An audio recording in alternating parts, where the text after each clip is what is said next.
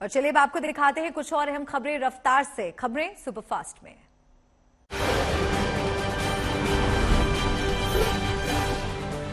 तवांग में झड़प के बाद एलएसी पर तनाव के हालात हैं। ऐसे में भारत चीन सीमा के पास भारतीय वायुसेना बड़ा शक्ति प्रदर्शन करने जा रही है। आज से चीन बॉर्डर पर भारतीय वायुसेना के लड़ाकू विमान दहाड़ेंगे। भारतीय वायुसेना के बेड़े में शामिल हाईटेक और खतरनाक लड़ाकू विमान युद्ध की फुल रिहर्सल करेंगे। युद्ध अभ्यास के दौरान एटमी क्षमता वाले लड़ाकू विमानों को विशेष तौर पर शामिल किया गया है।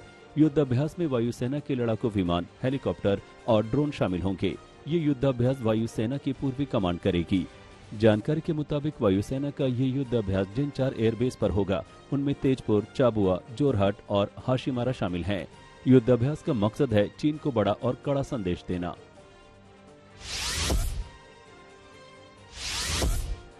तवांग में 9 दिसंबर को भारतीय सैनिक जब मैदान में गरजे तो चीनी सैनिकों को अपना बोरिया बिस्तर छोड़कर भागना पड़ा।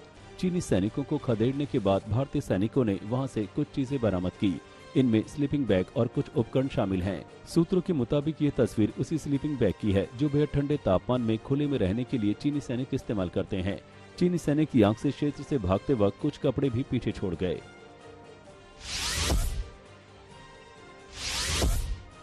तवांग में चीनी सैनिकों की झड़प के 2 दिन बाद चीन ने अपने शिगात से पीस एयरपोर्ट पर 10 एयरक्राफ्ट तैनात किए थे। सैटेलाइट तस्वीरों से इस बात की पुष्टि हुई है। इन तस्वीरों के मुताबिक चीन ने एलएसी से करीब 155 किलोमीटर दूर स्थित शिगात से एयरपोर्ट को अपग्रेड किया है और यहां लड़ाकू विमान, हेलीकॉप्टर और ड्रोन तैनात किए गए हैं। इस एयरपोर्ट से भारतीय सीमा काफी नजदीक है। सैटेलाइट तस्वीरों में 7 ड्रोन भी नजर आ रहे हैं।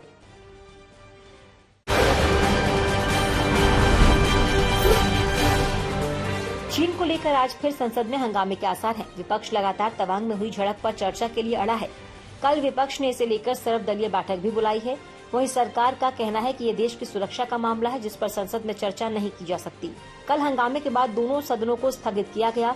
वहीं आज भी विपक्ष इस मुद्दे को लेकर सरकार को घेरने की तैयारी कर रहा है।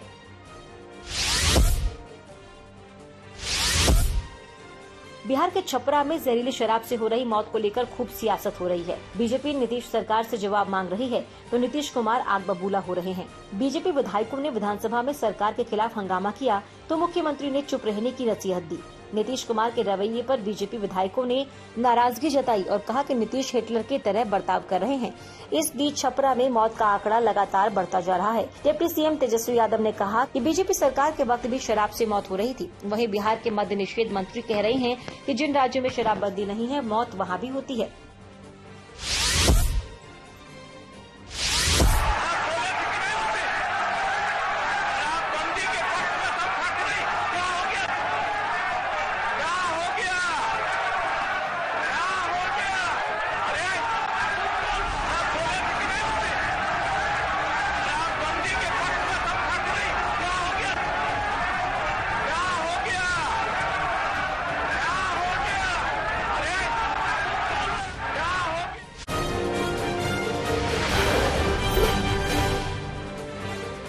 बिहार में जहरीली शराब से मरने वालों की संख्या 27 तक पहुंच गई है।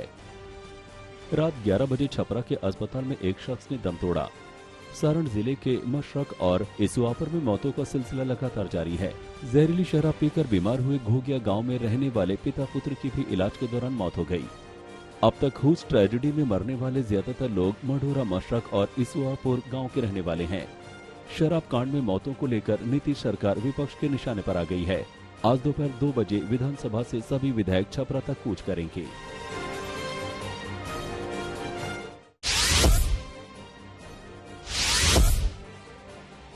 राजस्थान में राहुल गांधी की भारत जोड़ो यात्रा का आज 11वां दिन है। इससे पहले कल सवाई माधोपुर से शुरू हुई यात्रा दौसा में खत्म हुई।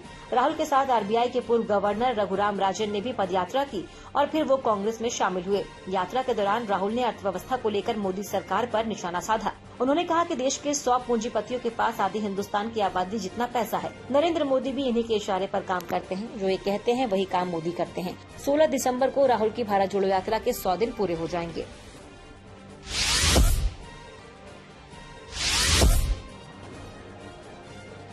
स्वामी नारायण संस्थान यानी BAPS के प्रमुख स्वामी नारायण स्वरूप दास जी के जन्म शताब्दी पर अहमदाबाद में भव्य कार्यक्रम का आगाज हुआ। इसका उद्घाटन खुद प्रधानमंत्री नरेंद्र मोदी ने किया। इस दौरान गुजरात के राज्यपाल आचार्य देवव्रत और मुख्यमंत्री भूपेंद्र पटेल भी मौजूद थे। 1 महीने तक चलने वाले इस इवेंट के लिए अहमदाबाद के भीतर ही पूरा का पूरा शहर बसा दिया गया। 600 एकड़ जमीन दान की है। जिन पैसों से निर्माण हुआ है वो भी दान है। यहाँ पर 280 फीट के बनाए संत द्वार से एंट्री के बाद 30 फीट ऊंची प्रमुख स्वामी महाराज की मूर्ति लगाई गई। 15 दिसंबर से लेकर 15 जनवरी तक इस समारोह में दुनिया भर के लाखों श्रद्धालु हिस्सा लेंगे। शताब्दी महोत्सव में दुनिया के 21 देशों के VIP भी शिरकत करेंगे।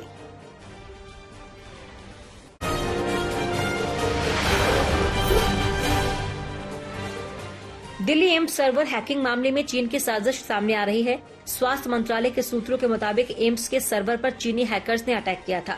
एम्स के 100 में से 5 सर्वर हैक किए गए थे। इन सभी का डाटा रिकवर कर लिया गया है। जांच से जुड़े अधिकारी ने बताया कि 2 लोकेशन चीन और हांगकांग की जानकारी मिली है। हैक करने वाला VPN का इस्तेमाल कर रहा था, जिसके लिए वो सर्विस प्रोवाइडर को पैसे दे रहा था। फिलहाल OPD का ऑनलाइन रजिस्ट्रेशन शुरू हो गया है। दिल्ली एम्स में 23 नवंबर को सर्वर हैक होने की वजह से डॉक्टर अपने सर्वर पर लॉगिन नहीं कर पा रहे थे।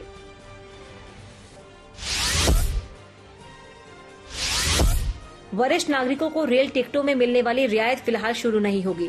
संसद के शीतकालीन सत्र में रेल मंत्री अश्विनी वैष्णव ने अपने एक बयान में इस बात के संकेत दिए। दरअसल लोकसभा में महाराष्ट्र के निर्दलीय सांसद नवनीत राणा ने रेल मंत्री अश्विनी से पूछा कि वरिष्ठ नागरिकों को रेल किराए में मिलने वाले कंसेशन को फिर कब शुरू किया जाएगा। इसके जवाब में अश्विनी वैष्णव ने कहा कि पिछले साल हमने 59,000 करोड़ रुपए पैसेंजर सब्सिडी दी है। नई सुविधाएं लाई जा रही हैं। अगर नए फैसले लेने होंगे तो हम लेंगे, लेकिन फिलहाल तो सभी लोगों को ये देखना चाहिए कि रेलवे के हालात अच्छे नहीं हैं। सीनियर सिटीजन के लिए रियायत को कोविड महामारी के दौरान बंद कर दिया गया था।